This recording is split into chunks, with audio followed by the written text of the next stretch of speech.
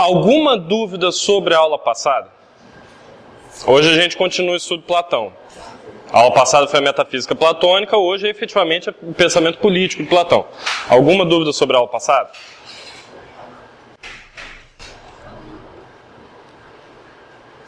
Nada? Bom, então, vamos começar. Se o controle remoto ajudar, né? Pois bem, vocês devem estar lembrados que a gente se propôs a estudar 7 tópicos dentro do pensamento de Platão. Com aquele trechinho que eu passei da República para vocês, nós falaríamos da biografia dele, da metafísica platônica, da ética platônica, da influência do orfismo, aquela religião que eu contei para vocês sobre Platão, do conceito platônico de cidadania, da organização do Estado de acordo com Platão, no caso, cidade-estado, porque os gregos entendiam a polis como um estado distinto, e os tipos de governo, a classificação dele de tipo de governo. Nós já vimos, na aula passada, a biografia do Platão, a metafísica dele e a influência do orfismo. Hoje nós veremos o restante, a ética, a questão da cidadania, a organização do Estado e os tipos de governo. Ok? Pois bem, a república, na verdade, foi um termo que os romanos deram à obra. O Platão mesmo a chamou de politeia. Isso, grosseiramente, na nossa língua, seria chamado como cidadania. Se você fizer um equivalente a um termo em latim, que os romanos utilizavam muito, é o civitas romano. O tema central da república é a justiça. Ela foi escrita por volta de 380 a.C. E ela está dividida em 10 livros. São 10 trechos. Para a gente, hoje em dia, seriam capítulos. Mas por que 10 livros? Eles escreviam em pergaminho. Então, você abria o primeiro volume, lia, enrolava, abria o primeiro volume. Isso aqui, que para a gente é um livro tamanho médio, para eles ocupava vários pergaminhos debaixo do braço. Eram 10 livros, eram 10 volumes. E é a mais importante de todas as obras que Platão já escreveu, possivelmente a mais importante obra da história da filosofia. A filosofia, como a gente conhece hoje, ela se inicia aí. Claro, já existiam filósofos que trabalhavam de outra forma, mas a filosofia, nos moldes que nós conhecemos hoje, ela vem daí. E ela tem 6 personagens. Sócrates, que foi mestre de Platão, que era usado como personagem central em todos os diálogos platônicos. Glaucon, que é um dos irmãos do Platão. Adimanto, que é outro irmão dele. Céfalo, que é o dono da casa onde o diálogo transcorre. No começo da República, eles estão caminhando pela cidade, de repente são convidados para dar uma passadinha lá, conversar, bater um papo. Ele é o dono da casa. Polemarco, que é filho dele. E Trasímaco, que é um sofista da época. Os personagens são particularmente importantes porque o fato de Glaucon, Adimanto e Sócrates estarem presentes na obra é uma das coisas que nos permite verificar a autenticidade. Ele usou o mestre dele e 2 dos irmãos como personagens centrais. E cada um tem também uma característica específica relativa à personalidade dele, que ajuda a expor certos pontos do pensamento do Platão. Trasímaco, por exemplo, ele é uma pessoa rude. Ele defende um modelo de Estado, um modelo de justiça que o Platão vai atacar, que é totalmente diferente do modelo defendido, por exemplo, por Sócrates. Então, as personalidades também são importantes aí. Essa imagem, por sinal, ela é a página mais antiga que se tem registro da República. Ela está depositada na Biblioteca Nacional, em Paris, na França. Ela, na verdade, é do século X. Então já tinham se passado aí 1300 e tantos, 1400 anos, era do ano 900, se não estou enganado. Desde que a República tinha sido escrita. Ela é uma cópia. Até então, alguma questão? Nada? Eles hoje estão tão caladinhos. Bom, a análise da República. Isso foi o que vocês leram no trecho que eu passei para vocês. Existem indivíduos que são justos. O diálogo começa por aí. O tema central é a justiça. Logo, alguns indivíduos possuem a propriedade, ou a essência, ou a característica, ou a substância da justiça. Lembrando aquela coisa da metafísica platônica, existe a forma da justiça. Tudo aquilo que é justo no mundo da physis, no mundo sensível, compartilha características com essa forma ideal de justiça. Então, indivíduos justos, eles recebem essa característica da forma ideal de justiça, eles participam nela. Só que existe justiça em alguns indivíduos e o Estado é formado de indivíduos. Há pessoas justas, claro, também há pessoas injustas. O Estado é formado de pessoas, daí a gente pode extrair o quê? Que existe justiça no Estado também, na organização política. Como vocês veem, o raciocínio do Platão é bem lógico. Ele é bem... ele escreve na forma de diálogo, mas os argumentos estão expostos ali num arcabouço bem lógico, bem estrito. Até então, alguma questão? Nada? A justiça do Estado, né? Sim, existe justiça no Estado. Ele inicia por aí. Existe justiça no Estado. Bom, para ser justiça tem que funcionar. Mas é o seguinte, há indivíduos que são justos. Se o Estado é formado de indivíduos, existe justiça também manifestada no Estado. É mais ou menos essa a noção da qual ele parte naquele trecho. Daí ele parte para o seguinte, os indivíduos eles são pequenos e o Estado é grande, porque ele é formado de muitos indivíduos. Consequentemente, a justiça que você consegue observar nas pessoas, nos indivíduos, ela é pequena, como os indivíduos, ela é de pequena proporção. Logo, a justiça do Estado será como? Grande. Se o Estado é formado de vários, a justiça do Estado é maior. Grandes proporções.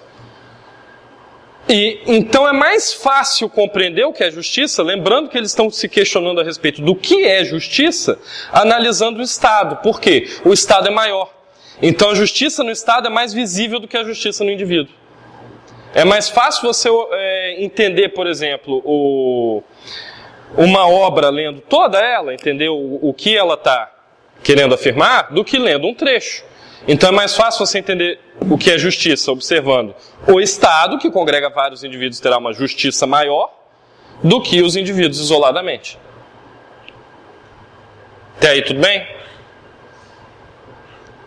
Pois bem, só que para analisar o Estado, nós precisamos saber como ele se constitui, como ele é constituído, como ele se forma.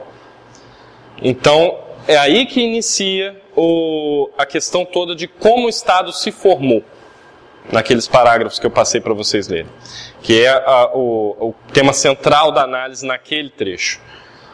Questões?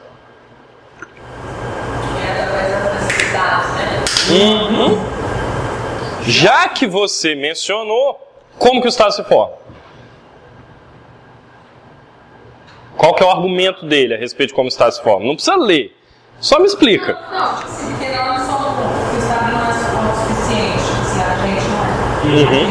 A gente tem necessidade dessas coisas, aí entra o Estado para dar essas coisas para frente. Tipo assim. Mas é que tá, o Estado surge para dar essas coisas? Ou como assim? É como se tivesse para suprir nossas necessidades.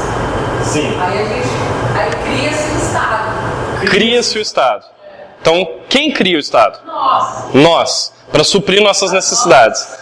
Porque nós não conseguimos suprir sozinhos. É exatamente isso. Para o Platão, é assim que o Estado se forma. O Estado, ele surge porque nenhum homem é autossuficiente, nenhum homem é autárquico. Ele não basta a si mesmo. Todo mundo possui diversas necessidades. Eu tenho que ter o que comer, eu tenho que ter o que vestir, eu tenho que ter móveis para minha casa, enfim, eu tenho que ter sapatos para não cortar o pé andando na rua. Então, só que, por exemplo, se eu for um sapateiro, se eu conseguir suprir essa necessidade minha, de proteger os pés, não necessariamente eu vou ser um agricultor, que vou conseguir suprir o que eu preciso comer. Então, como nenhum homem, isoladamente, consegue suprir suas necessidades, nenhum homem é habilidoso o suficiente para fazer tudo ao mesmo tempo e conseguir viver sozinho, de forma autárquica, autossuficiente, surge a necessidade dos outros, a necessidade da vida em comunidade, a necessidade de outros homens. Oi. Não é acreditar em Deus? Ele depende. Os deuses gregos. Não esse Deus comum na nossa sociedade hoje em dia. Independente de quem está falando Deus,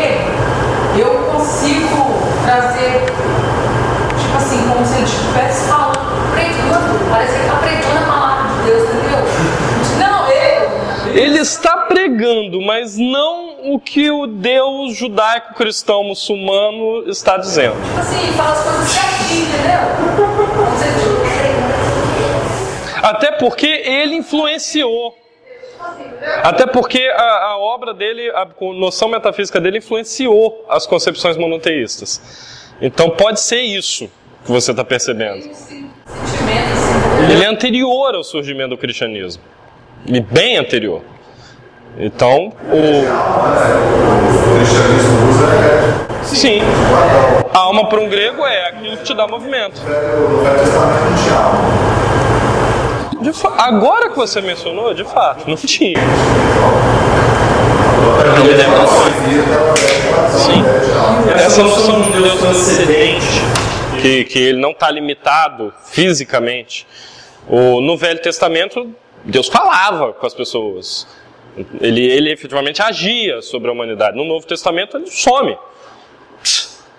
Ele recua para um papel metafísico. É a metafísica platônica. Foi uma apropriação da cultura do Oriente Médio do pensamento grego. Aí você deve lembrar o mapa da outra aula, que o Alexandre conquistou toda aquela região e espalhou a cultura grega. Então, é exatamente isso. Pois bem, então nós temos necessidade de viver em comunidade. Por quê? Porque ninguém consegue suprir suas próprias necessidades sozinho.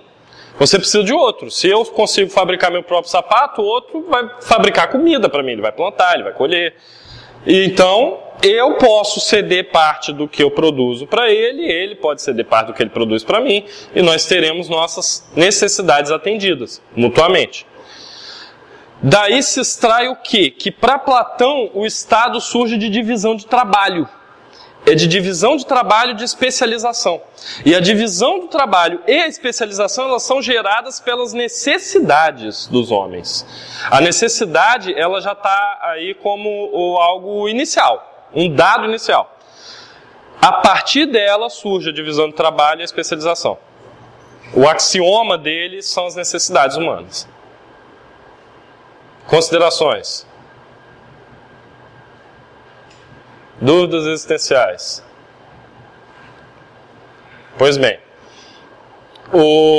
Só que, após se constituir, e vocês leram isso no texto, um Estado precisa de quantos homens? Aí ele começa, não, talvez 5, talvez um pouco mais. Aí vai ter quem produza vinho, vai ter quem faça música, vai ter isso, aquilo, ok. Então, após se constituir essa comunidade, que vive em conjunto, todos trabalhando mutuamente para atender as próprias necessidades, a cidade ela passa a ter necessidade de se defender contra invasores. Por quê? Porque outros grupos, outras tribos, outras cidades, outros estados, eles podem querer se apoderar das riquezas e das terras que aquele povo produziu, que aquela comunidade inicial produziu. Percebam que o Platão ele está influenciado ainda pelo conceito tradicional de como se forma a sociedade grega, que é aquela coisa de grupos familiares, que eu expliquei para vocês numa aula anterior.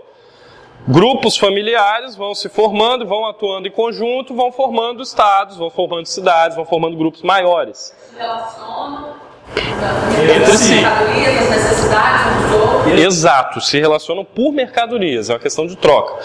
E daí, quando eles começam a formar grandes grupos, efetivamente, quando eles começam a formar a polis, surge a necessidade de quê? De defesa. Porque há outros grandes grupos em volta. E eles podem querer se apropriar daquilo que você produz. Eles podem querer se apropriar da sua terra. Eles podem querer sua... Ali, no caso, não tinha acumulação, não era para acumular, era para sobreviver. No início, o Platão coloca como se a necessidade básica fosse, sim, sobrevivência, e não acúmulo. De início. Em alguns trechos ele chega a mencionar, as pessoas podem ficar gananciosas, podem decidir acumular, tal, sei o quê, mas ele vê isso negativamente. Ele vê isso negativamente. Mas surge a necessidade de defesa. A partir da necessidade de defesa surge o quê? Surge a necessidade de gente que defenda a cidade. Mas se a cidade se forma por divisão de trabalho, por especialização, essa classe que vai defender a cidade, ela também precisa ser especializada nesse serviço. É aquele trecho no qual ele está falando, mas vem cá, então quem vai defender a cidade? Nós vamos pegar um monte de agricultores, vamos dar lanças para eles e eles vão lá combater? Sem nunca ter treinado? Não, a gente precisa de gente treinada para a defesa. Seria a mesma coisa que você pedir para um sapateiro ser também ferreiro. Ele não vai fazer as duas coisas bem. Ele não é um especialista. Se ele fizer só uma coisa, se ele for só um sapateiro, e se o outro for só um ferreiro, você terá bons sapatos e boas ferraduras. Maravilha. Então, se você tiver um grupo de pessoas que sejam só soldados, eles serão bons soldados. Esse é o raciocínio. Eles serão especializados naquele serviço. Eles vão executar bem aquele serviço das artes bélicas. Questões? Então tá. Esses guardiões, ele usa o termo guardiões porque eles vão guardar a cidade, eles vão defender a cidade. Eles precisam ser ferozes com os inimigos da cidade. Mas eles não podem se voltar contra o seu próprio povo. Se eles forem ferozes em geral, eles possivelmente se voltariam contra o próprio povo em tempo de paz. Então eles precisam receber uma educação diferenciada. Uma educação diferente da que recebem os demais cidadãos, os demais membros da polis. Por quê? Uma coisa é você ter como ofício plantar, colher, etc. Outra coisa é você ter como ofício a guerra. Se o seu ofício é a guerra e você não está em guerra, você vai arrumar um conflito. Então eles precisam de uma educação especial para não implodirem a própria sociedade, para não se voltarem contra ela. Quantos anos foi mesmo? Isso foi em 380 a.C. Data provável. Assim, joga aí uns 10 anos para mais ou para menos de margem de erro. É muito atual. Me dê um exemplo atual de aplicação disso. Não, eu comércio que fala de importações aqui. Sim, já existia. Tem umas coisas que são engraçadas. Na época que eu fazia aula de grego, a professora passou um texto que era uma descrição de uma fraude de seguro. O cara fez o seguro da mercadoria que estava no navio e afundou o navio de propósito para receber o seguro. Na Grécia Antiga, já existia. Já existia. Sinistro. Não, e o lance que você precisa de um, você precisa do outro. Sim. Você fomenta o comércio em todas as áreas, em todos os aspectos. Sim. Vai fomentar o comércio. Todo mundo vai vender, todo mundo vai comprar. Lembrar que não é berço da navegação. Sim, exatamente. Até por causa da geografia. Que eles estavam no meio de um monte de ilhas. E baseado na nossa necessidade que a gente cria, né? Que a gente que cria, né? Tipo celular, a gente que não tinha, a gente criou. Sim, a gente cria Aí necessidades. aqui é a mesma coisa. Aí você precisa de alguém para suprir suas necessidades. Precisava de alguém, que antes era família, grupo, tudo certinho. Ah, mas chegou um ponto que eu preciso de alguém para me defender, porque o outro vai vir invadir. Exato. E aí vai pegar minhas coisas. Mas esse que vai te defender, se ele não tiver em conflito, ele pode se voltar contra você. Então eu preciso dar uma educação especial para ele. E é para defender mesmo. É só para defesa, isso que é interessante. É outro ponto importante. Mas importante é o seguinte, em qualquer casta militar, ok, eu estou numa turma que só tem um homem aqui. Você serviu as Forças Armadas, Léo? Não. Bom, mas de qualquer forma, não é preciso experiência de primeira mão para saber disso. Em qualquer exército você tem aqueles que vão obedecer às ordens, você tem aqueles que vão comandar. É necessário um comando central, senão cada um corre para uma direção. Vocês não lutam como uma unidade de batalha. Tem que ter liderança. Líderes, plural, tem que ter inclusive hierarquia entre os líderes. Então a cidade, entre os guardiões, tem aqueles que eles vão obedecer e aqueles que vão mandar. Essa divisão é a necessidade, ela vem da necessidade de uma cadeia de comando. Justamente para isso, para que eles lutem de forma coesa. Para que eles consigam fazer frente às ameaças. E aqueles que se destacarem, aqueles dentre essa classe de gente que vai executar a defesa da cidade, que se destacarem como os mais sábios, serão, obviamente, os mais aptos a comandar. Aqueles que tiverem um mínimo de noção do que estão fazendo, Sabedoria. São os que são aptos às posições de comando. Para que a sabedoria se desenvolva neles de forma ainda melhor, para que eles sejam bons comandantes, eles precisam de uma educação ainda mais diferenciada em relação aos guardiões, aos demais guardiões. E já que eles são sábios, eles são também os mais adequados para administrarem a cidade. Ora, se eles já estão em posições de liderança, se eles já sabem o que é liderar, se eles já sabem o que é gerenciar um grupo de pessoas, quem melhor para gerenciar um grande grupo de pessoas, como é o caso de uma cidade-estado? Senão eles, senão os comandantes. O que nos leva ao seguinte: o Platão estabelece 3 classes na divisão de trabalho da sociedade dele. Os produtores, aqueles que vão produzir os bens dos quais nós necessitamos, sim, comida, móveis, roupas e assim por diante. Os guardiões, que são os que vão defender a cidade, e os governantes, são aqueles que irão comandar a cidade. Não só a cidade, mas também os próprios guardiões. Pois bem, essa divisão de trabalho, ela exige um determinado número de capacidades e de virtudes. E é importante o seguinte: quando Platão fala em guardiões, ele está evitando, em vários momentos, usar o termo guerreiros. Eles não são meramente guerreiros. Em alguns momentos ele usa o termo, mas no geral ele evita muito, ao longo de todo o texto, associar esse termo. Ele fala guardiões, guardiões, guardiões, ele repete essa palavra centenas de vezes. Por quê? Porque eles defendem a cidade. Eles são uma força de defesa. Há um trecho muito rebuscado no qual ele fala sobre a possibilidade de invadir outras cidades. Mas no geral, a maior parte do tempo, ele está falando sobre defesa. Ele está falando que eles são uma força de segurança. Eles exigem para combater invasores externos e não para invadir outros países. Por isso que os guardiões não são guerreiros no sentido tradicional do termo. Então, como selecionar os indivíduos corretos para cada tarefa? Como selecionar quem vai produzir, quem vai guerrear e quem vai mandar? Pessoas diferentes possuem índoles diferentes, possuem personalidades diferentes, caráter diferente. E para que o Estado seja justo, já que o tema central da obra é a justiça, cada um deve ocupar uma posição que esteja de acordo com a sua índole, com a sua natureza, com aquilo que lhe é natural fazer. Se eu gosto de jardinagem, o ideal é que eu seja colocado numa profissão que envolva plantar. Ora, se eu gosto o tempo todo de me exercitar e lutar, e, enfim, correr, etc., mexer com objetos pontiagudos, o ideal é que eu seja colocado na posição de guardião, e assim por diante. Então, cada um ocuparia um lugar que lhe é próprio. Ocupando os lugares que são próprios, o Estado é justo, porque cada um vai fazer aquilo que ele é mais adequado para fazer por uma tendência natural, conforme a sua virtude. Exatamente a frase que ele utiliza, de acordo com a sua virtude, que hoje em dia nós chamaríamos de dom.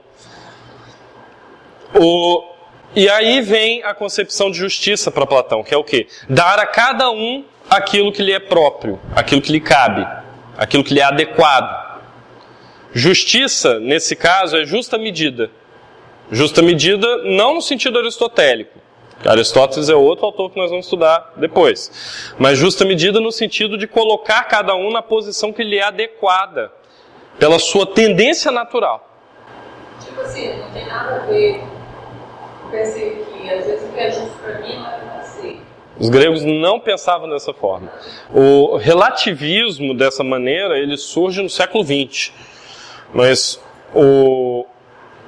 não só os gregos, mas especificamente o Platão, tem essa coisa de uma estrutura geral, um arcabouço geral, do qual as coisas aqui são cópias. Para balancear mesmo, né? É uma balança. Sim.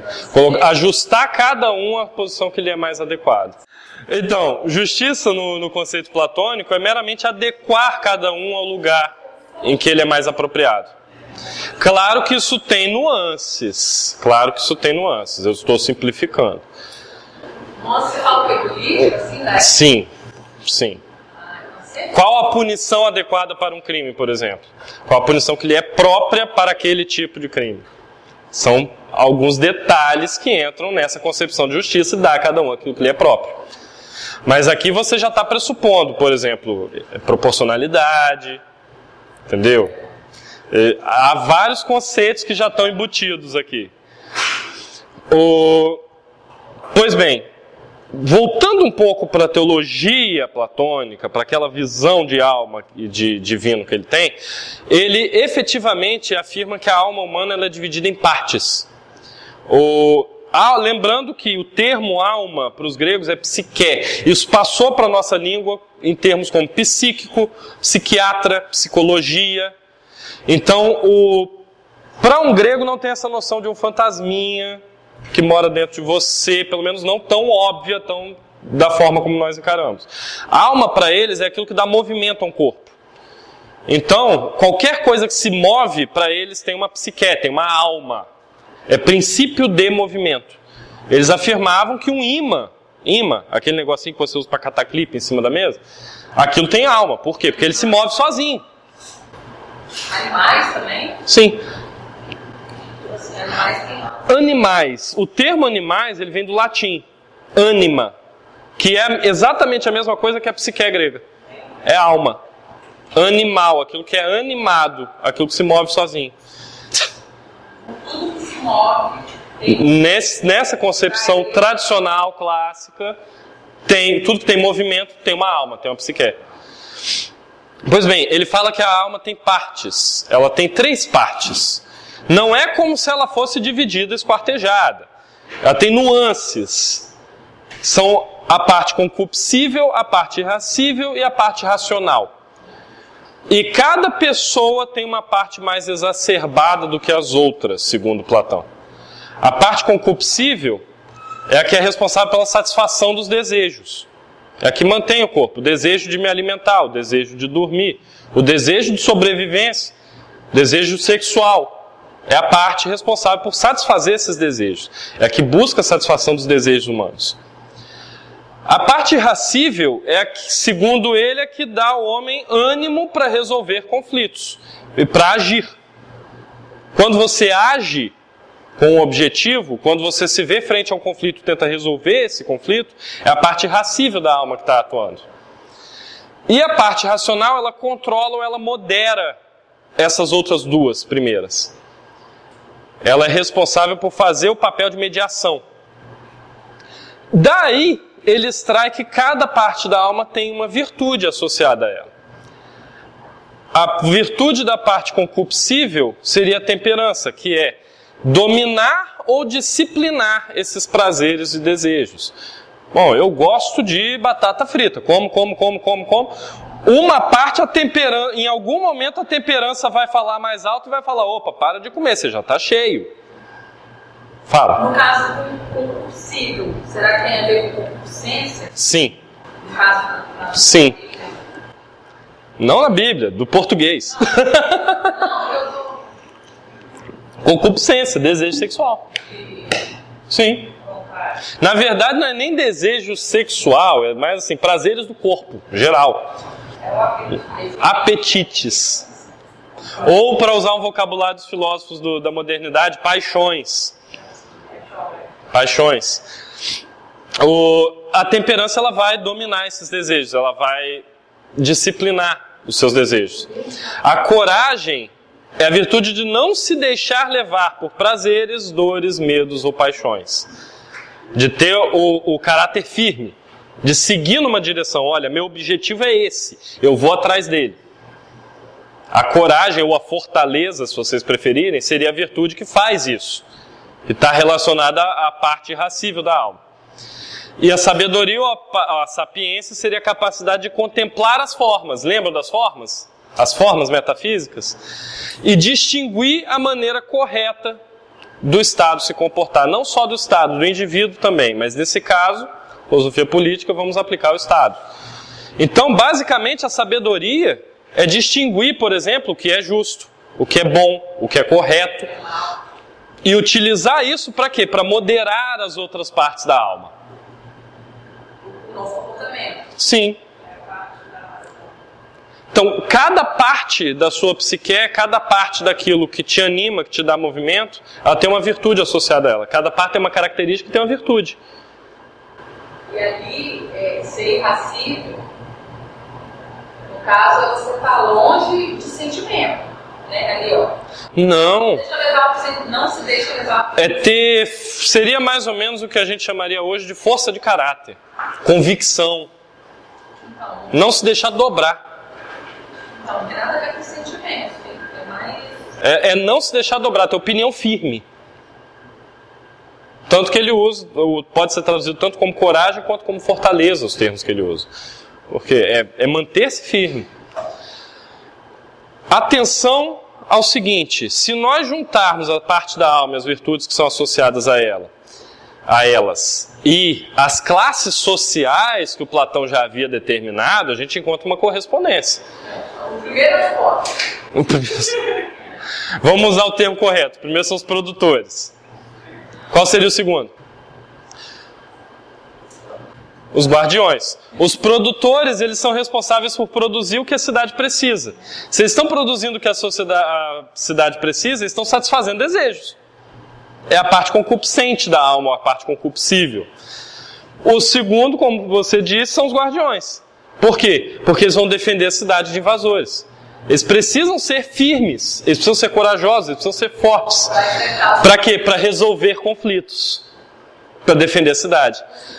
Por último, os governantes. Porque eles precisam ser sábios. Eles precisam moderar as outras classes, moderar as tensões sociais. E note o seguinte, quando a gente analisa pelo lado dos governantes, se eles possuem a virtude da sabedoria, quem seriam os governantes? Os filósofos. Os filósofos eram os homens sábios. Oi. Até mesmo assim, tentar resolver as questões das questões sociais, né? Sim. Que fatalmente surgiriam. E surgir, então eles têm que intervir. Eles têm que intervir moderando as tensões sociais. E para ser capaz de fazer isso, não é suficiente você ter desejos ou se deixar levar pelos desejos, ou você ter força de espírito, ter fortaleza, coragem. Você precisa do quê? Sabedoria. Sabedoria para governar.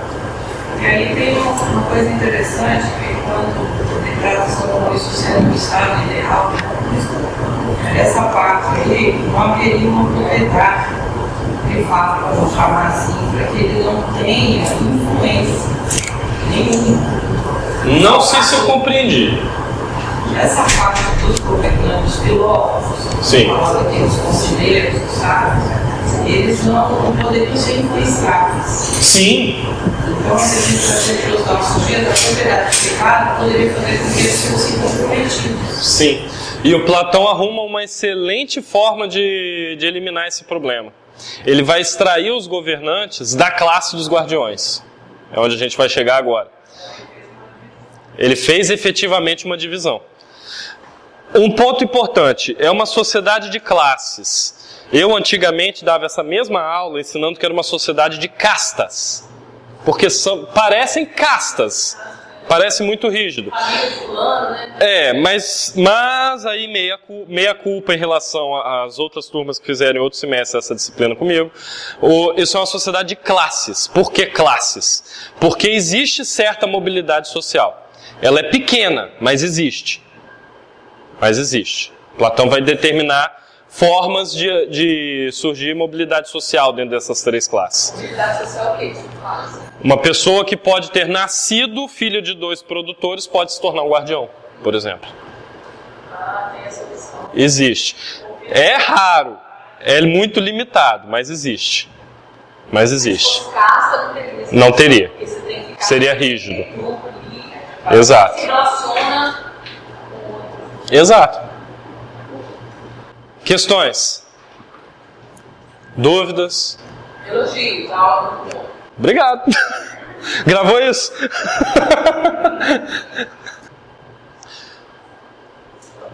Vamos nos deter um pouquinho nos guardiões, aquela classe de pessoas que vão defender a cidade. Vou começar por eles e depois vou tratar dos outros.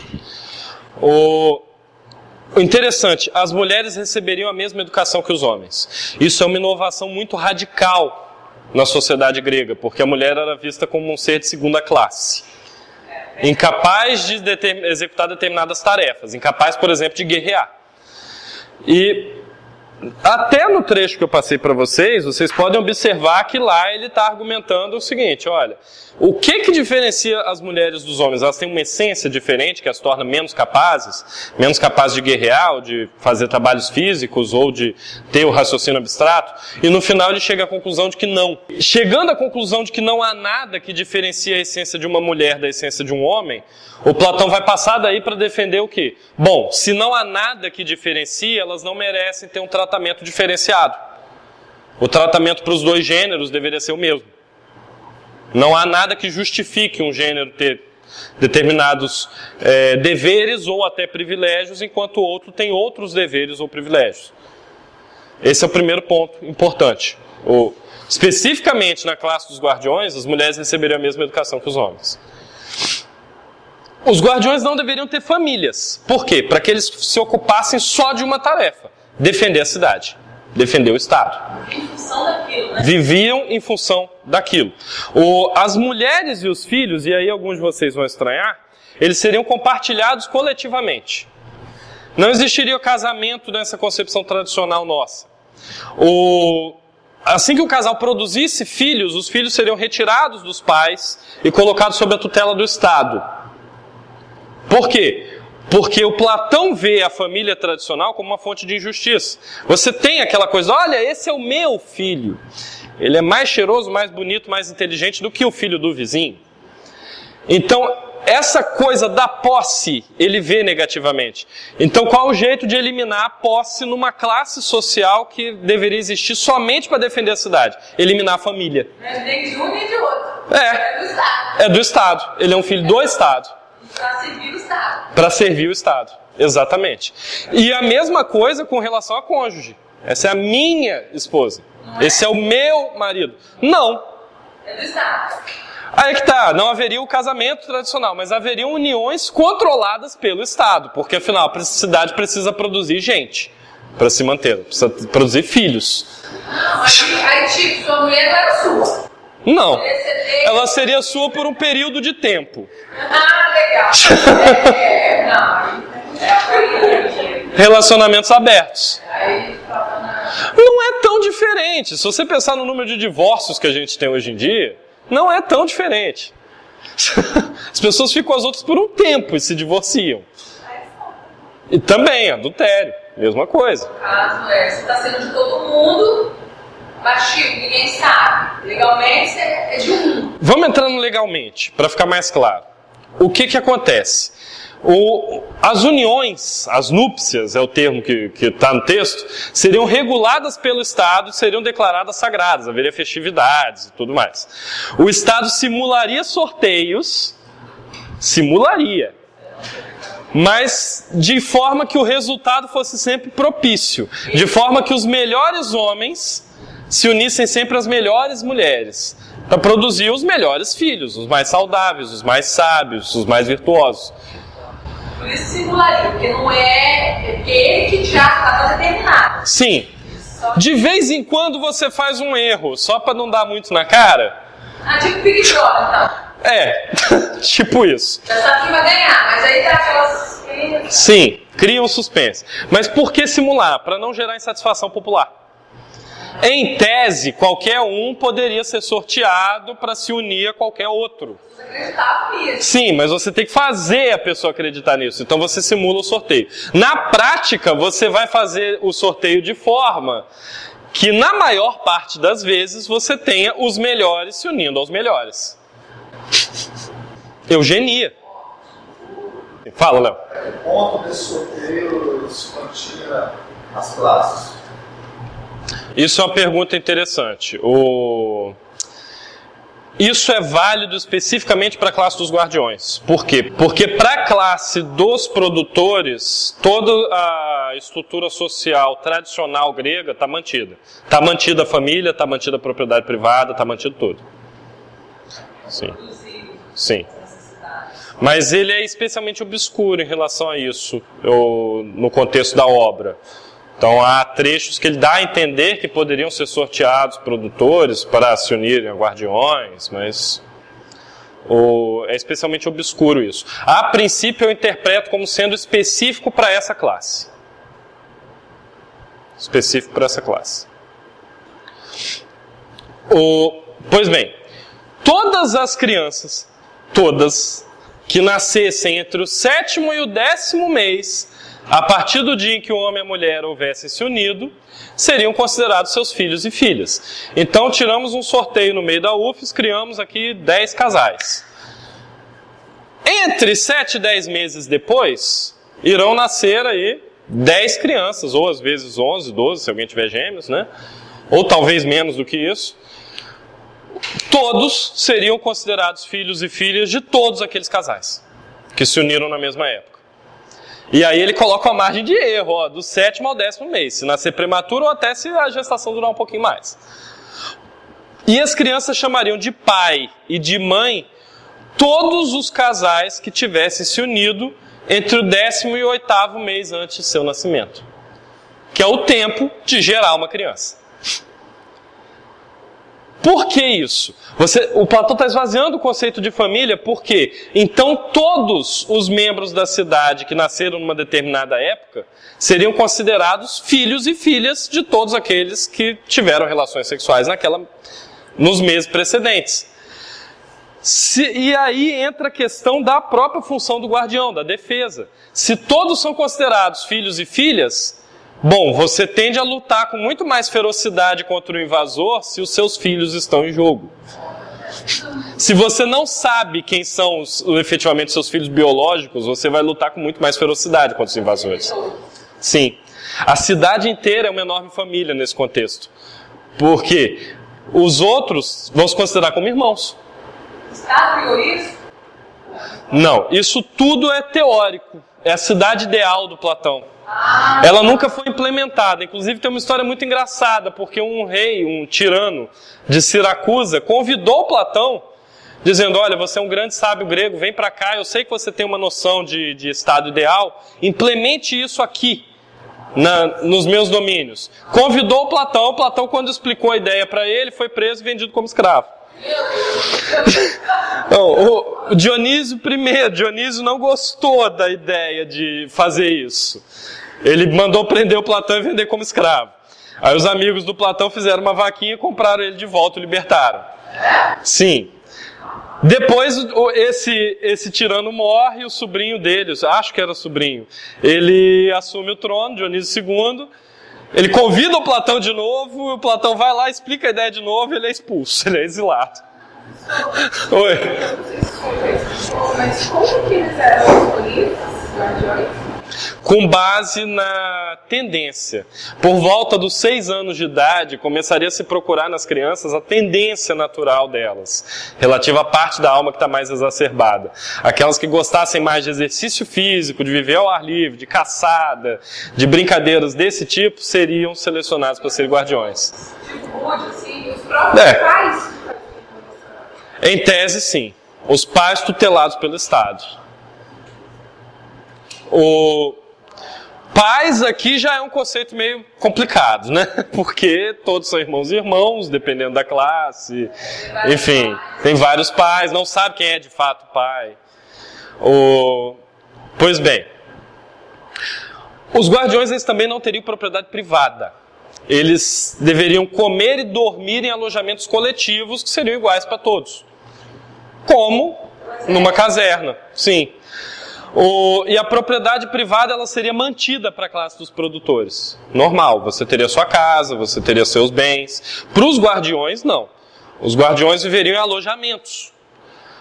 Eles não deveriam receber um salário maior do que o necessário para suprir suas necessidades mais básicas. Por quê? Porque eles não têm que se preocupar presente na sociedade grega, embora não se preocupar com posses. Eles têm que se preocupar com o aprimoramento do corpo, com o aprimoramento da habilidade de guerrear e com a defesa da cidade.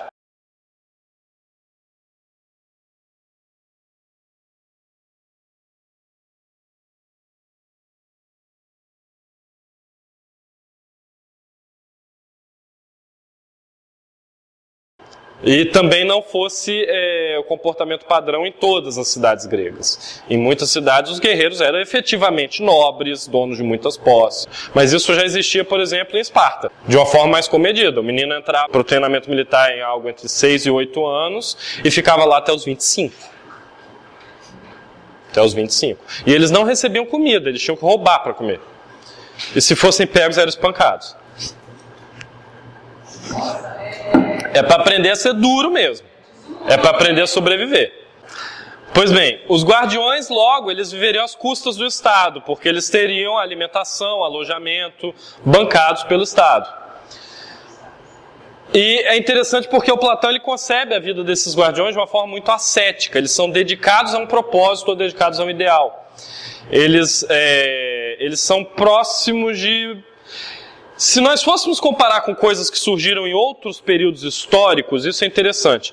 Alguns filósofos contemporâneos, eles identificaram na República, do Platão, o germe do nazifascismo, por exemplo. Se você analisasse a sociedade nazista com base nisso aqui, você veria semelhanças. Uma classe de guerreiros que são superiores e tal. O stalinismo também. Alguns filósofos contemporâneos chegaram a criticar a República falando que foi a base para os regimes totalitários do século XX. Na verdade, se você fizer uma leitura honesta do negócio, eles não são parecidos com soldados dessas burocracias totalitárias que surgiram na primeira metade do século XX. Eles são muito mais parecidos com ordens monásticas, com monges medievais. Lembra? Templários, hospitalários, que eram monges guerreiros? Era bem similar. Na verdade, o que muda é a solução para o problema do sexo. Enquanto Platão coloca o sexo livre como solução para que eles não se preocupem com famílias, a igreja fez como? Ela instituiu o celibato. Com o celibato você não tem famílias. Então são duas soluções diferentes para o mesmo problema. Mas as duas categorias estão voltadas ao mesmo propósito, que é o quê? A guerra. Então eles são muito mais parecidos com essas ordens de monges guerreiros medievais do que efetivamente com soldados nazistas ou com soldados do regime comunista soviético. Isso é um ponto muito importante, porque alguns filósofos efetivamente defenderam a segunda concepção. Professor, essa questão de celibato é uma estratégia? Tipo assim, a pessoa, no caso, padre, né? Sim. Não pode casar. Sim. Então, contexto, a questão de família. Olha, eu dificilmente sou um especialista nesses assuntos, em teologia, em história da igreja, mas o que eu já ouvi dizer, eu não sei se procede, é que foi instituído para não haver divisão de bens da igreja. Porque, afinal, se você não tem família, você não tem herdeiros. Então os bens não iam, assim que você morresse, seus bens voltariam para a igreja. Sim, para a igreja, no caso específico da igreja. Como aqui ainda não existia igreja, era Estado. Até porque os guardiões não tinham bens. Era quase um voto de pobreza que eles faziam. Teriam pouquíssimos bens. Mais perguntas? Pois bem, a classe dos filósofos, ou os governantes, ela sairia da classe dos guardiões. Mas por que eles seriam os mais aptos a governar? Porque eles são os únicos capazes de contemplar as formas. Aquelas formas ideais, aquelas que são molde de toda a natureza. A metafísica, sim, as formas metafísicas. Em particular, a forma do bem. Então o filósofo ele é capaz, através do raciocínio abstrato, através da atividade filosófica, de contemplar o bem. Se ele consegue contemplar o bem, ele imita aquela forma, ele se molda de acordo com ela, ele se aprimora para se tornar mais próximo da forma. Colocado como governante, colocado no papel de governante, ele não só iria se moldar de acordo com a forma ideal, tentar se tornar melhor, ele também tentaria moldar o Estado, porque ele está na posição de gerir o Estado. Então ele tentaria moldar a sociedade de acordo com essa perfeição que ele vislumbrou, que ele conseguiu acessar por meio do intelecto. Por isso ele é adequado para ser o governante. E aí é que está. Como seria encontrado esse governante? Os guardiões receberiam a mesma educação até uma determinada idade. Todos eles, sem exceção. Depois eles começariam a ser apresentados a jogos matemáticos. É muito interessante o papel que a matemática desempenha na filosofia do Platão. Por que jogos matemáticos? Porque ele afirma que a educação não pode ser imposta. Você não pode gerar interesse do nada. Você apresenta a coisa na forma de brincadeira. Aqueles que se interessassem, eles seriam aqueles com maior tendência a raciocínio abstrato, porque matemática é uma ciência abstrata. Se eles têm maior tendência a raciocínio abstrato, eles têm uma maior tendência natural à filosofia. Então eles seriam selecionados. Aqueles que teriam intimidade com o raciocínio abstrato, que seria encontrado a partir de brincadeiras matemáticas, eles seriam selecionados. Para quê? Para receber uma educação ainda mais diferenciada em relação aos demais guardiões. O que seria como? Dos 20 aos 30, eles seriam levados a entender a relação entre tudo aquilo que eles já aprenderam, tudo aquilo que já estudaram. Porque os guardiões recebem uma educação até os 20 anos, a mesma educação. Mas eles aprendem ginástica, eles aprendem a arte da guerra, eles aprendem caça, eles aprendem música, e isso é interessante, porque alguns professores de filosofia falam, Platão expulsou os artistas da cidade ideal dele. Não. O Platão encara a arte como uma cópia mal feita. Lembrando, formas ideais, cópias. A arte, pintar um quadro, por exemplo, retratando vocês aqui, não que eu tenha essa habilidade, mas se eu pudesse, eu estaria fazendo uma cópia da cópia, já que nós somos cópias. Então ela seria ainda mais afastada da perfeição. Então Platão via isso com maus olhos. Só que ele vê formas específicas de arte com maus olhos, não todas. Ele fala que a educação dos guardiões será através da música. Mas aí a gente tem que fazer uma parte linguística. O que é música para um grego? É a arte das musas, das divindades gregas conhecidas como musas. Então a ginástica está incluída como música. Eles chamavam de música. Ginástica, ginásio, é o lugar onde se fica nu, porque eles treinavam nus. É daí que vem o termo gimnosperma, uma árvore que produz sementes sem flores, ou seja, sementes nuas. O ginásio é onde você treina nu. Só que a ginástica era uma dentre várias músicas. Arte das musas. Musiqué é a arte das musas. Então a educação dos guardiões seria através da música, englobando aí todas as artes das musas, mas o Platão é específico. Devem ser removidas dessas artes. Eles não devem aprender nada que torne o espírito mais fraco, nada que elimine aquela tendência irracível, a coragem, isso, exatamente. Nada para ficar sensível. Ele tem que ouvir heavy metal, não música erudita. Pois bem, dos 20 aos 30, os novos guardiões, né, esses filósofos seriam selecionados, eles seriam ensinados a relação entre tudo aquilo que já aprenderam até então. Eles começariam a estabelecer relações entre aquele monte de conhecimentos separados que eles receberam até os 20 anos. Mais ou menos como vocês. Vocês fazem várias disciplinas na universidade, normalmente os professores não se comunicam uns com os outros, cada disciplina parece como totalmente isolada uma da outra. Até que em determinado ponto, alguém começa a estabelecer relações entre as coisas que vocês estudaram. Há disciplinas específicas para isso. Projeto de monografia, pesquisa. Isso é para estabelecer relações entre tudo aquilo que vocês já viram de forma isolada. Dos 20 aos 30 seria a mesma coisa, nesse caso aqui. Aos 30, seriam selecionados os que possuíam maior habilidade dialética, de novo, uma maior tendência para a filosofia, argumentação, debate.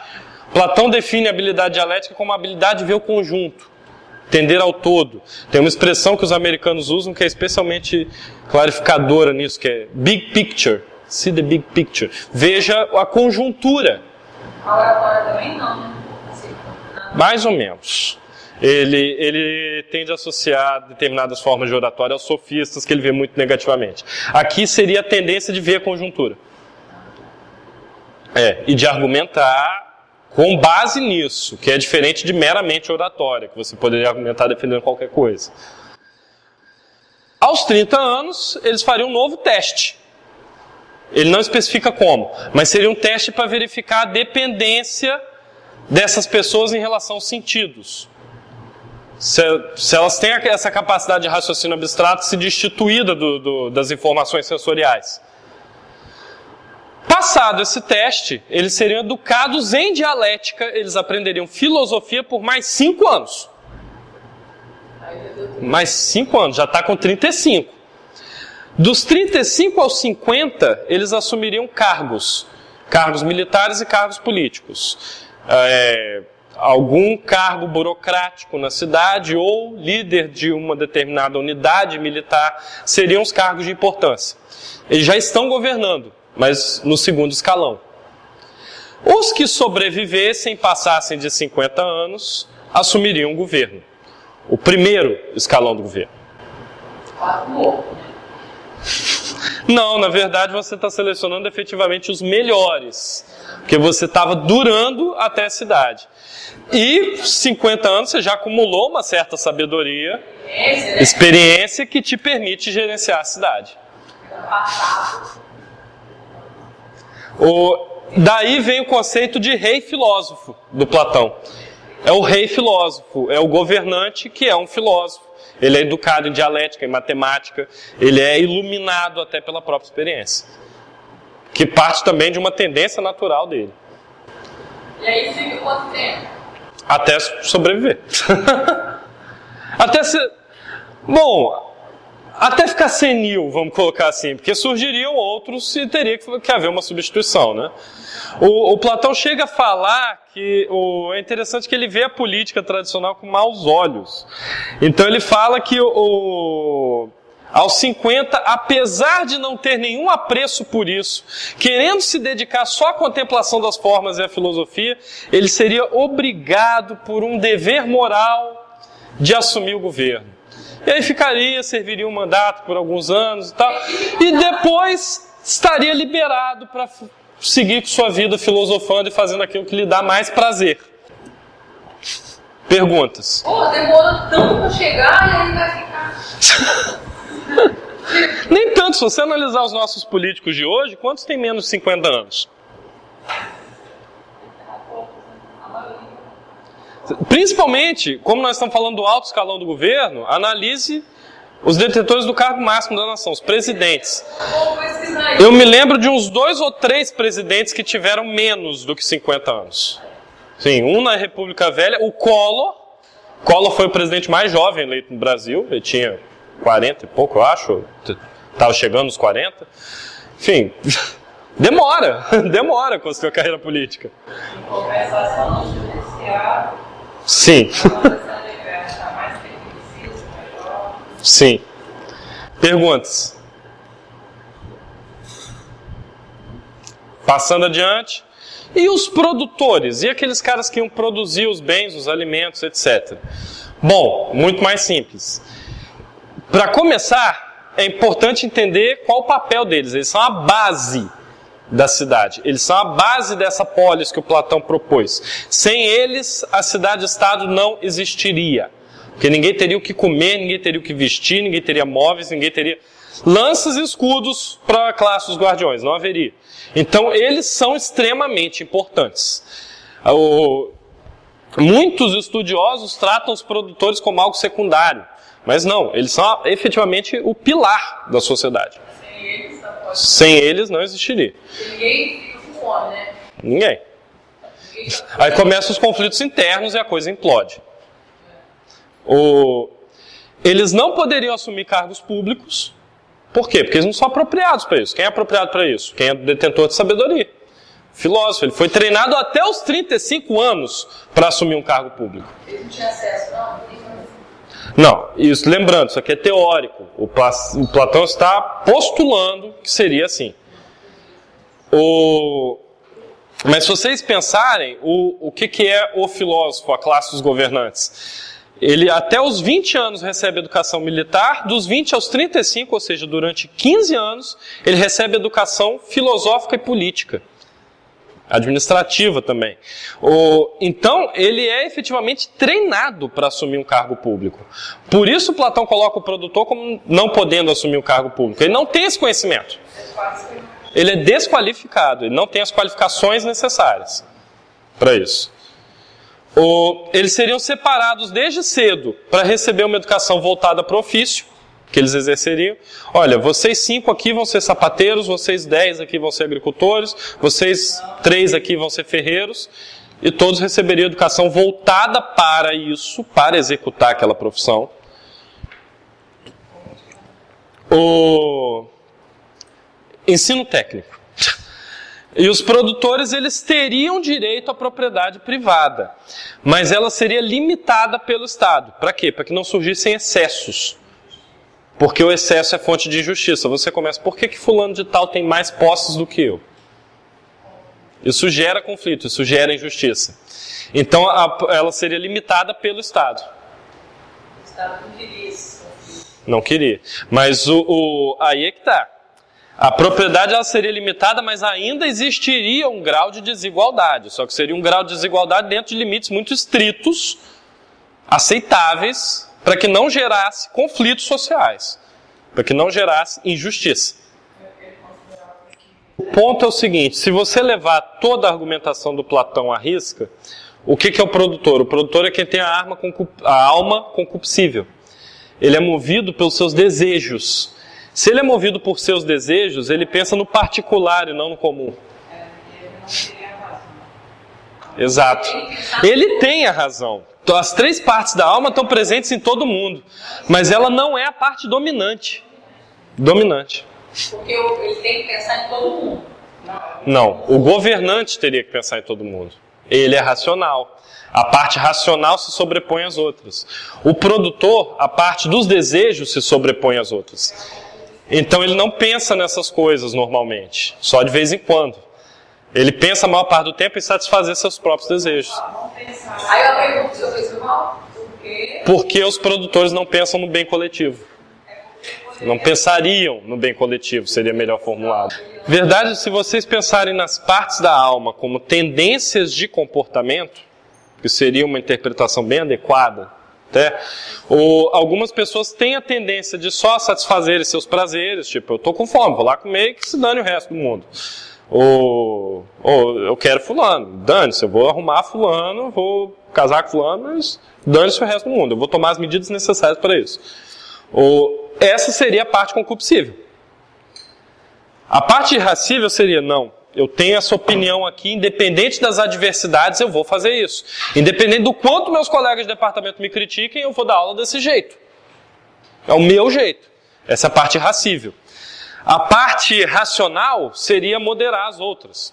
Olha, dependendo da situação, a gente faz assim, faz assado. Há momentos em que é mais adequado dessa forma. Vamos olhar o conjunto, vamos olhar a longo prazo as coisas. Esses pensam no conjunto. Aqueles que pensam em satisfazer seus desejos imediatos, comida, sexo, sono, os desejos mais basais, eles não estão olhando a longo prazo, eles estão olhando imediato. Eles também não estão olhando a conjuntura, do tipo, olha, será que isso vai afetar alguém do meu lado? Não, ele está olhando o dele. É o pessoal que estaciona carro em vaga deficiente. Freud, que cria as noções de ego, superego e id, ele era um profundo conhecedor da filosofia grega, clássica. Não só da filosofia grega, como da cultura grega em geral. Aparentemente, ele pegou essa noção da tripartição da alma. O Aristóteles também fala de tripartição da alma. Então, o Freud ele deu uma roupagem nova. Ele pegou a boa ideia de dividir didaticamente do Platão e do Aristóteles e criou novas categorias. É interessante que ele conhecia tão bem a cultura grega que ele se comunica usando de cultura grega. O que é complexo de Édipo? O Édipo é uma tragédia grega, uma peça de teatro da antiguidade. Então, Freud frequentemente escreve nesses termos. Ele faz analogias com o pensamento grego clássico. Pois bem, os produtores eles teriam sim famílias, eles viveriam da forma tradicional. Embora isso pudesse ser fonte de injustiça, eles pelo menos se sentiriam seguros, porque existe toda uma classe de gente sem família pronta para defendê-los, caso a cidade seja invadida. É interessante que, embora vivessem em família, eles teriam que considerar sim a cidade como todos os seus irmãos e irmãs. Percebam que o esvaziamento do conceito de família na classe dos guardiões, ele é necessário para aumentar a coesão. Para aumentar a coesão em batalha, para aumentar a valentia em caso de conflito, para que ele só seja dedicado a um propósito. Por quê? Bom, toda cidade é de meus filhos e filhas. São todos irmãos. Aquele cara que está lutando do meu lado, eu não sei a procedência dele, mas pode ser meu irmão ou minha irmã. Porque as mulheres recebiam a mesma educação. Ou ainda, poxa, há alguns meses atrás eu fui para a cama com essa pessoa por causa do sorteio. Eu tenho uma afinidade com ela. Então eles lutariam de forma muito mais aguerrida por conta dessas coisas, por causa desse esvaziamento do conceito de família. E isso as Forças Armadas copiaram em parte até hoje. Por que que todo mundo dorme no mesmo alojamento, faz a barba do mesmo jeito, corta o cabelo do mesmo jeito, usa a mesma roupa? Para quê? Fica longe da família para esvaziar o conceito de indivíduo. Você não é indivíduo, você é membro de uma unidade. A primeira coisa que acontece contigo quando você chega lá é você receber um número. Ô 06!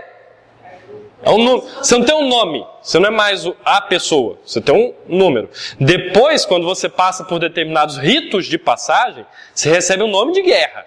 É um apelido, que normalmente é o seu sobrenome paterno. Depende também se tem outra pessoa com o mesmo nome já. Mas aí você começa a se destacar. Aí você já é alguma coisa, mas você ainda é membro de um lugar específico. É uma coisa para aquela instituição. Para aquela instituição. Assim, já nome de guerra. Para você gravar bem que você é pra guerra. Sim. Né? Você só serve para aquilo ali. É difícil namorar, ter filhos. Sim. Os caras às vezes constituem família. E às vezes os caras quando entram na... E outra coisa, lá dentro você não sai chamando os outros pelo nome de guerra. Você não vira o fulano. Você fala o posto, que é o cargo que ele ocupa, a patente. Pra te lembrar o que o cara é. Não, primeiro você se comunica com isso. Eu não vou virar pra ele o... Como é seu sobrenome? Não. O poltroniere, isso, aquilo. Você não vai virar pra ele e falar assim. Você vai falar, ô tenente, por favor. É o cargo que ele ocupa. Pra lembrar o que o cara é seu superior. Não só isso, também está esvaziado o conceito de indivíduo aí. Ele não é meramente um indivíduo, ele é uma posição que está acima da minha.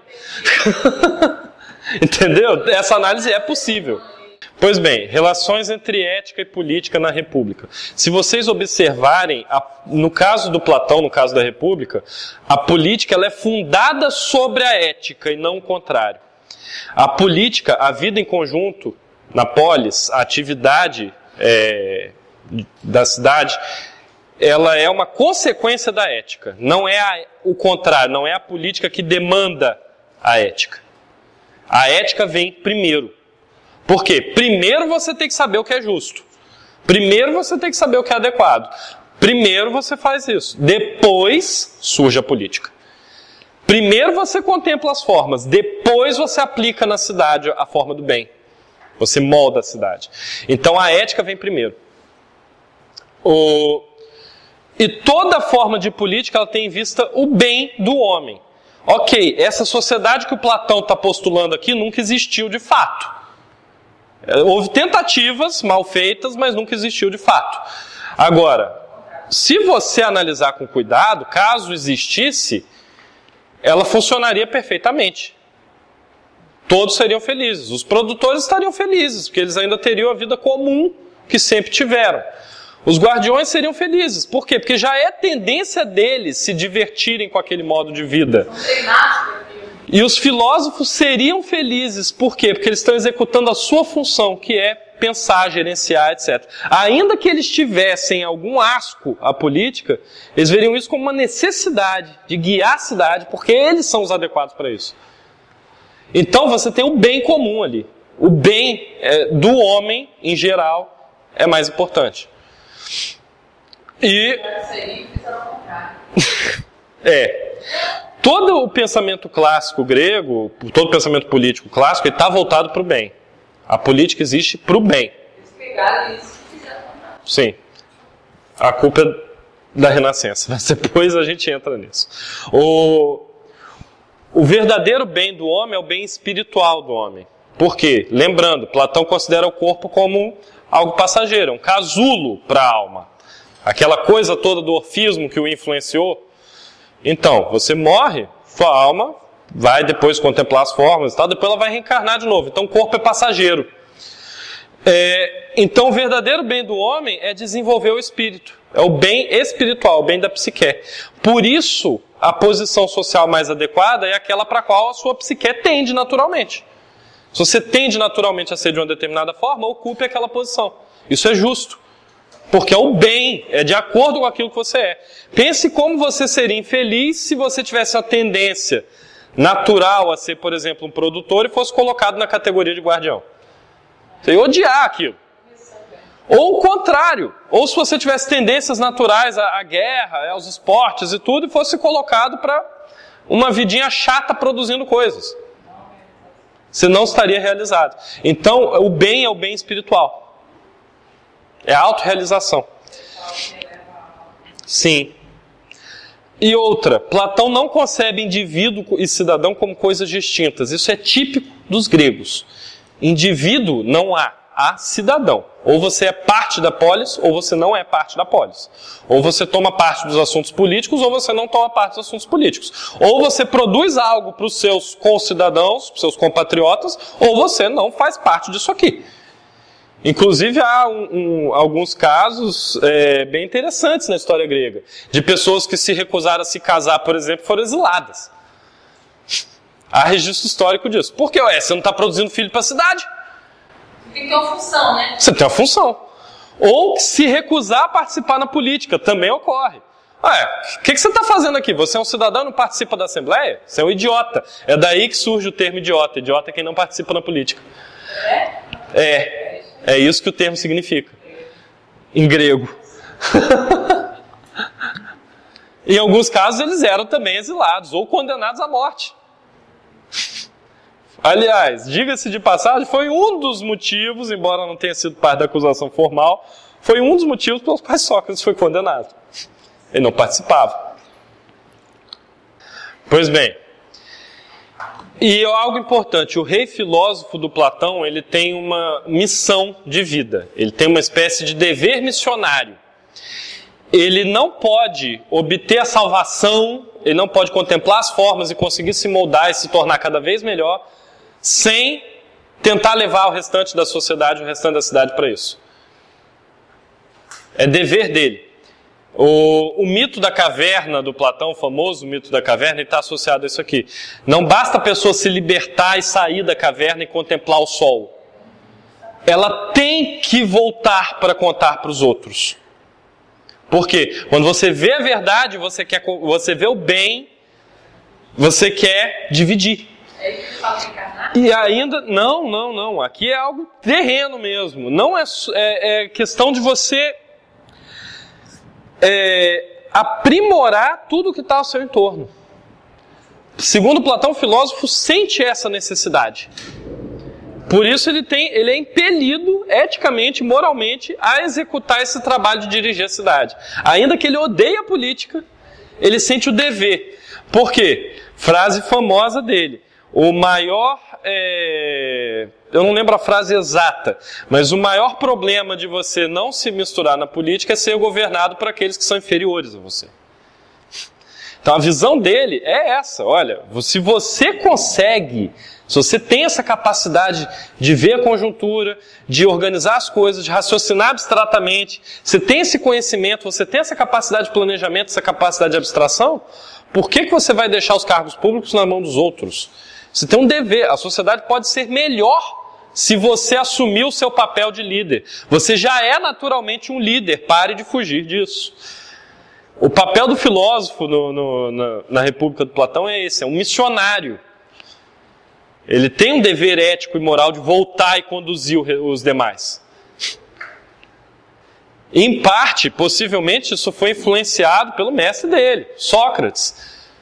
Quem foi Sócrates? Sócrates foi um sujeito que andava por Atenas ensinando as pessoas, sem cobrar nada por isso. Ele fazia isso pelo prazer de ensinar. Para guiar os outros. Perguntas?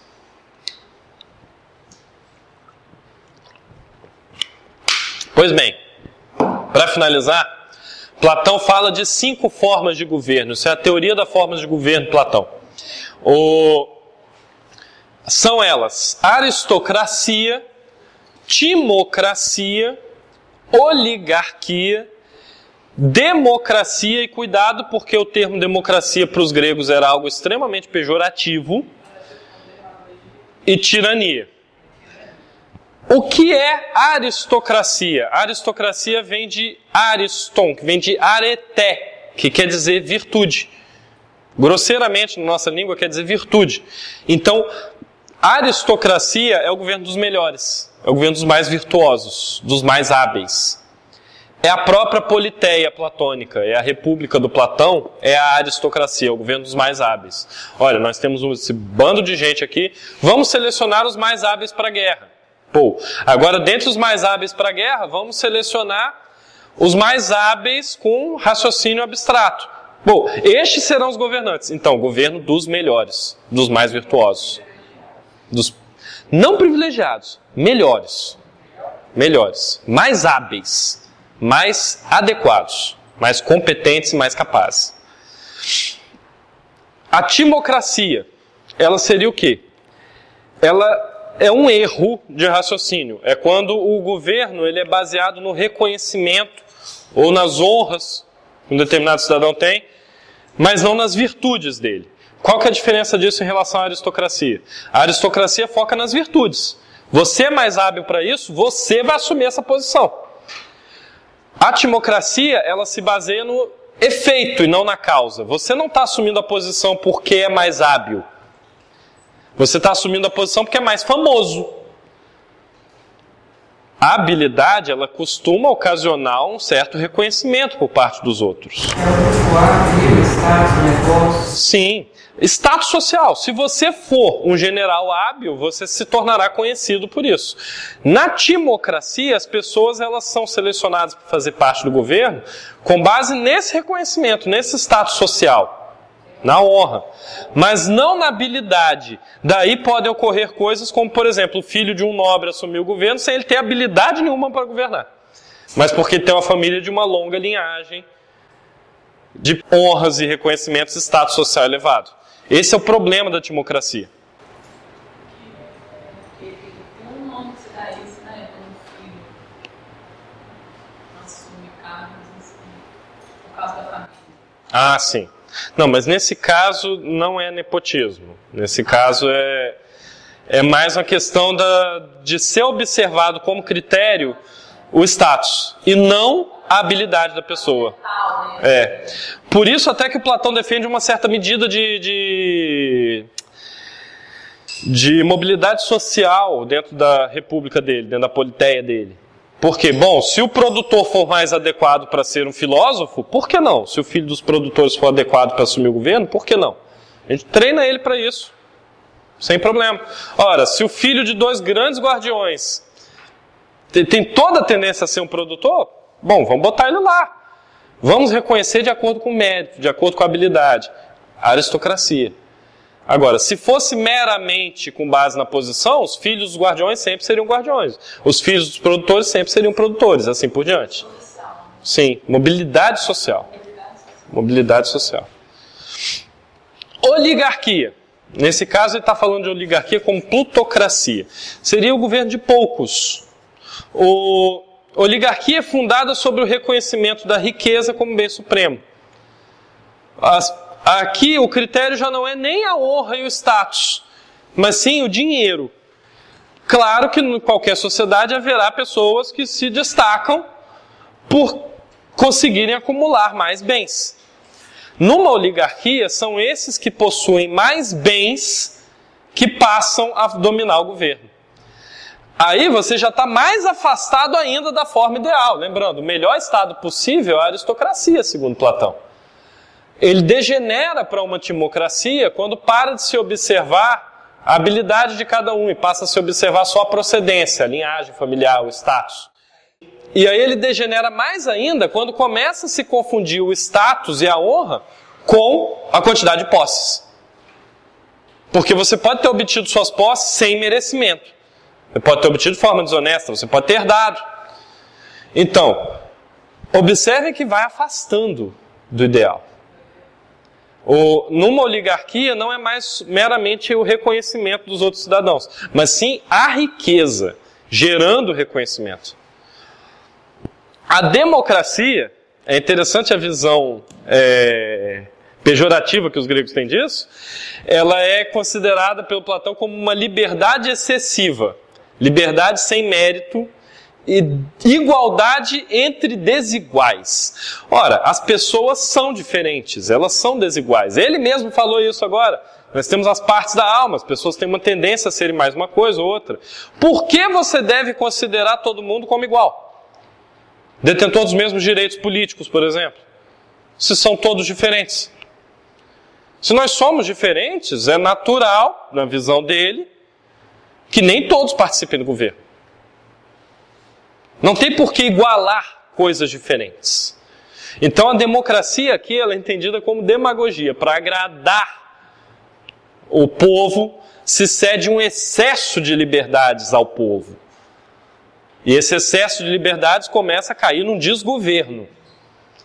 Por quê? Porque, obviamente, na visão dele, que exige habilidade para tomar parte do processo político, um monte de gente inábil, inepta, vai começar a dar pitaco nas questões políticas. Se vocês quiserem fazer uma analogia com os dias de hoje, o que o Platão está defendendo é um governo altamente tecnocrata. Os mais especializados assumiriam os cargos. Enquanto que o que a gente tem efetivamente é o Estado de Direito, que é, entre outras coisas, a possibilidade de qualquer um assumir o governo. Mesmo um total boçal pode ser eleito. No Brasil nós já fizemos isso, nós elegemos cantores sertanejos, nós elegemos astros de futebol, nós elegemos até palhaços, apresentadores de TV, humoristas. Nada contra a profissão dele. Não, nada contra. Até porque eu mencionei o jogador de futebol, que é deputado pelo Rio de Janeiro, ele é um dos mais competentes daquela Câmara lá, daquela Assembleia lá, mas... E o palhaço, o humorista, ele foi um dos menos faltosos, então às vezes a gente pode se surpreender com isso aqui. Mas para o Platão, inicialmente, como ele parte de um raciocínio abstrato para depois tentar elaborar algo possivelmente aplicável na prática, ele vê isso com maus olhos. Ele claramente diria, não, peraí, essa pessoa não é adequada. Por fim, a tirania. Como surge a tirania? Ele coloca que numa democracia, com esse excesso de liberdade, as pessoas começam a ficar confusas e em algum momento, algum indivíduo um pouco mais habilidoso, um pouco mais ganancioso, ele vai conseguir levar o público a colocá-lo no poder.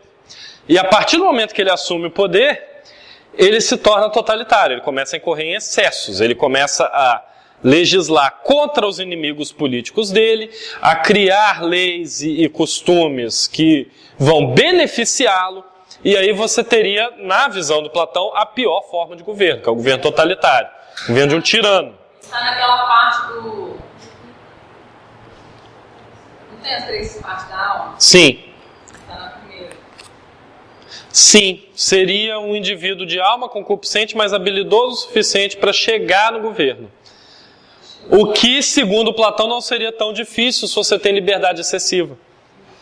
Porque com a liberdade excessiva... Qualquer um tem acesso. Não só qualquer um tem acesso, como as pessoas efetivamente elas perderiam a noção de conjunto, a noção de vida em sociedade, e elas estariam confusas com relação ao processo político. Elas estariam confusas. Tipo, salve-se quem puder. Salve-se quem puder. Salve-se quem puder.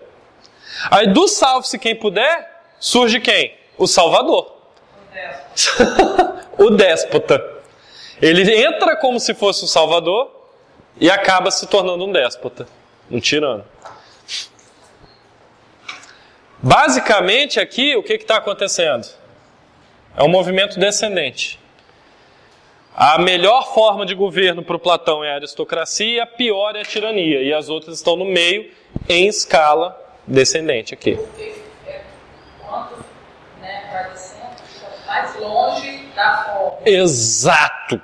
Quanto mais distante nessa escala, é mais distante. É porque é o que eu ia falar agora. Carinho no rosto. É o que eu ia falar agora. Se a aristocracia ela imita a forma do bem para produzir o melhor governo possível, para moldar a sociedade de acordo com a forma do bem, essas outras aqui estão cada vez mais se distanciando. Elas são cópias das cópias das cópias das cópias, até a pior forma de governo possível. A mais distante da forma ideal. Não estão fazendo bem. Oi? Não estão fazendo bem. Não estão fazendo bem. Nem promovendo a justiça, nem promovendo o bem espiritual dos cidadãos. Os cidadãos não estão nos seus locais adequados, isso já começa na democracia e adquire uma importância muito grande na democracia, no caso. Os cidadãos não estão, no caso, nos seus lugares adequados, vocês não estão nos seus lugares adequados. Não há justiça. Cometem erros. Mais suscetíveis a erros, é por isso que faz bastante ilustração pra gente lembrar bastante detalhe. Sua prova vai ser especial. Meu pai. Perguntas. Detalhes, né, professor? São detalhes, na verdade. Professor, e na política de hoje? Eu acredito nesse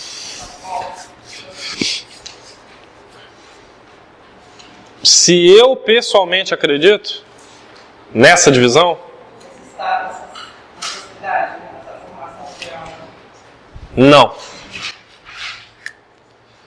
Isso aqui foi produtor de alguns dos piores erros históricos que já ocorreram na política. Esse excesso de tecnicismo, essa concepção aristocrática de política, essa divisão por classes, isso produziu enormes injustiças, enormes, ao longo da história. Porém, não necessariamente, mas sim, várias monarquias fizeram isso. Toda essa crítica aqui, eu vejo como procedente.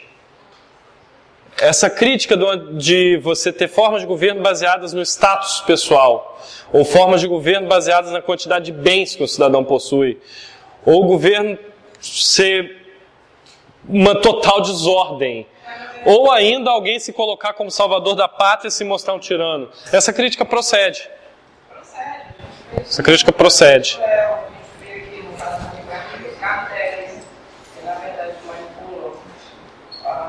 Sim. E o pior, talvez o mais desesperador, é que nossa atual forma de fazer política ela é uma mistura entre isso tudo. Nós temos pessoas que têm poder político baseadas no status, nós temos pessoas que têm poder político baseadas em dinheiro, nós temos pessoas que têm poder político que não têm competência para terem poder político. E que chegaram lá, sabe-se como. E uma coisa importante é entender também que poder não necessariamente está associado a fazer parte de uma estrutura de governo. Você pode ter poder estando fora do governo. Se você for o líder de um grupo de 10, 15 pessoas, você já tem uma medida considerável de poder. Então, isso entra aqui. É possível ser o líder de um grupo de 10, 15, 20 pessoas falando as coisas que elas querem ouvir, que é o que o Platão chama de demagogia, falar o que os outros querem ouvir. Vamos finalizar pensando quais foram as grandes inovações do Platão para o pensamento político atual. Primeira, igualar homens e mulheres. Isso era totalmente inconcebível para um grego na época. E ele é o primeiro a dizer que não há nada que diferencie mulheres e homens e todos devem ser tratados da mesma forma, com igualdade de direitos e deveres. E todos receberiam a mesma educação. Por sinal, outra grande inovação dele foi universalizar a educação e colocar a educação como função do Estado. Olha, é o Estado que vai providenciar a educação para os produtores serem melhores nisso, para os guardiões serem melhores naquilo, para os filósofos serem melhores naquilo outro. Terceiro, a divisão de uma sociedade em classes especializadas em determinadas funções ou determinados ofícios. Ainda que isso seja uma ideia ruim, ele é o primeiro a efetivamente postular por escrito. Então foi uma inovação dele. O quarto, identificar a família tradicional e o excesso de riquezas como fonte de injustiça. Ainda que vocês considerem que ele está errado, ele também é o primeiro a escrever isso. De novo, algo totalmente absurdo para um grego escrever em 380 a.C. Porque eles davam importância exagerada à família e importância exagerada à riqueza. Foi inclusive por isso que os sofistas ficaram famosos. Riqueza. Então ele vira e fala, olha, esse modelo tradicional, ele gera sentimento de posse, sentimento de posse gera inveja e disputa, e tudo isso gera injustiça. E no final das contas, isso acaba sendo a bandeira de muitos movimentos sociais hoje em dia. Esse item 4 aí. Quinto, afirmar que a função do Estado é o bem do homem. Ok, isso já era concebido na época, mas ele também é o primeiro a botar por escrito. A função do Estado é promover o bem dos seus cidadãos. E é interessante porque isso é um pensamento muito presente na antiguidade, depois ele vai se tornando cada vez menos presente, embora ele ainda exista no discurso, no plano do discurso. O Estado está aqui para fazer bem para a gente ouve isso. Na prática não é tanto assim que acontece. O sexto, postular uma educação diferenciada para os governantes. Já que os governantes têm uma tarefa tão difícil, eles precisavam de uma educação diferenciada. Isso é outra inovação do Platão, que inclusive vocês mesmos estavam destacando agora há pouco. E sétimo, atribuir ao governante um dever ético. O governante tem um dever com a sociedade, que é o quê? Conduzir os cidadãos ao bem. Ao bem do homem. Promover o bem do homem. Então o governante ele tem esse papel, promover o bem daqueles que estão abaixo dele na hierarquia. Pensando no todo. Pensando no todo, pensando no coletivo. Para todos. Se você observar, embora a classe concupiscente ela seja aqui quase que jogada de escanteio, até porque na República ele fala muito mais sobre os guardiões, eles também estão tendo suas necessidades providas, eles também estão tendo vidas felizes, então é o bem para todos, sem exceção. Outra coisa importante que me ocorreu só depois de eu ter preparado a aula, então não está incluso aqui. O Platão ele constrói uma sociedade que não tem escravos. Nessa sociedade ideal dele aqui, não há escravos. Os produtores são homens livres. Eles não participam da política, mas eles são homens livres. Os guardiões, eles são dedicados a um propósito, mas é por uma tendência natural de serem dedicados a esse propósito. A mesma coisa com os filósofos, que são os governantes. Então, no final das contas, não há escravidão aqui. Imaginem defender isso no século IV a.C. Era uma alternativa à democracia vigente na época dele, essa ideologia da República. Ele certamente pensou isso como uma alternativa. Existe é registrado que ele se pronunciou numa carta, a 7ª carta, de que a grande paixão dele foi a política, de que ele estava muito insatisfeito com a forma que a política era conduzida na época. Então ele não é à toa que a principal obra dele, a obra mais importante, é uma obra de cunho político. Claro, aqui ele fala de metafísica, ele fala de alma, ele fala de arte, ele fala de vários outros temas, mas o cerne é político. E a educação não como emancipadora, mas como uma forma de alienação das classes. Uma educação para os produtores específica, uma educação para os guardiões específica, para os governantes. Não sei se seria uma forma de alienação. Você pode encarar dessa maneira. Se você fizer uma análise especificamente marxista, por exemplo, especialmente dos produtores, é sim uma educação alienante, nesses termos teóricos. Mas da forma que ele está colocando, botando no contexto da época, de como eles pensavam na época, me parece mais que é desenvolver o potencial de cada um. Seria como se cada um nascesse com um potencial específico, e ele está meramente defendendo que o Estado deveria ajudar cada pessoa a desenvolver aquilo que ela já é, aprimorar. Então, você pode fazer uma análise de que é uma educação alienante, mas você também pode fazer uma análise de que o conceito não se enquadraria nesse contexto histórico. Agora, educação emancipadora é muito difícil, porque é um conceito que eles não tinham na época. Então, até a função do governante, até a função do filósofo, até a educação que ele recebe, ela é voltada para um propósito. Não é meramente para emancipar o indivíduo. Então, Ele dá muita ênfase à proteção. sim, enorme ênfase. Fazendo um raciocínio especulativo, será que se eles tivessem, né, aprovado essa ideia dele, talvez não teria entrado na filosofia no período helenístico, com a conquista de Alexandre Magno e toda essa filosofia por terra, ficou só. Não temos como saber. Isso quase foi aplicado em Siracusa, né? Se o Dionísio I não tivesse aprisionado Platão e vendido ele como escravo, quem sabe? Quem sabe? Houve várias tentativas de estabelecer coisas similares ao longo da história, mas sempre de forma parcial, sem adotar todos os princípios. Algumas comunidades tentaram aplicar isso, mas sempre de forma muito parcial.